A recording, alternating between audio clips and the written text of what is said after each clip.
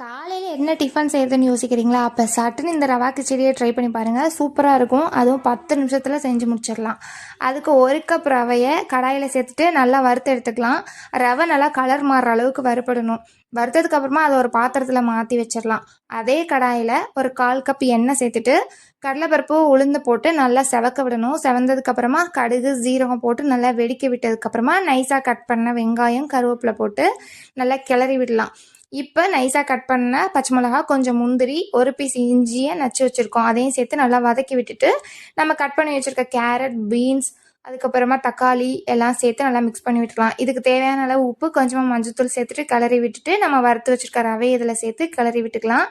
இப்போ 1 cup ரவைக்கு 2 cup தண்ணி சேர்க்க போகிறோம். 2 கப் தண்ணியை நல்லா கொதிக்க வச்சு இதில் சேர்த்து நல்லா மிக்ஸ் பண்ணிக்கிறோம்.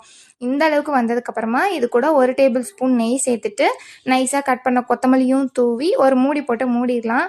இது ஒரு 2 நிமிஷம் வெந்ததுக்கப்புறமா நம்ம மூடியை ஓப்பன் பண்ணி பார்த்தோன்னா சூப்பராக ரெடியாக இருக்கும்.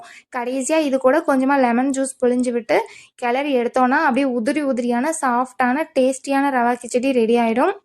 இது 1 கப் ரவை, 2 கப் தண்ணி, 1/4 கப் எண்ணெய். இந்த மெஷர்மெண்ட்டில் செஞ்சிங்கன்னா இதே டெக்ஸ்சரோட ரொம்ப டேஸ்டியான ரவா கிச்சடி ரெடி ஆகிடும். கண்டிப்பாக நீங்கள் வீட்டில் ட்ரை பண்ணி பாருங்கள்.